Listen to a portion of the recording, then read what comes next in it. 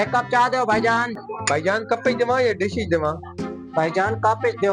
भाईजान इस कप पे जमा या इस कप पे जमा? इस कप पे दो भाईजान, इस कप पे दो। मेहरबानी करो चाय दे दो मैनू आज। भाईजान धो के जमा या एवं दे देवा?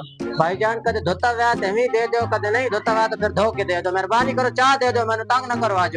भाईजान आधा कप देवा या पूरा देवा? भाईजान पैसे पूरे गिदे ने तो पूरा कप दो ना। हेलो भाईजान। हेलो भाईजान, कितने पैसे हो गए? भाईजान 100 रुपया हो गया। आज देवा के कल देवा? भाईजान आज ही दे दो यार। भाईजान नवा देवा कि पुराना देवा? भाईजान नवा ही दे दो यार। 100 का नोट देवा कि 2 50 देवा? भाईजान 100 नहीं दे दो यार। हिंज देवा कि हिंज देवा? भाईजान आज दे दे, तंग ना कर यार। भाईजान पैसे दो ही नहीं, तुम हमें गिन मंजे जाओ।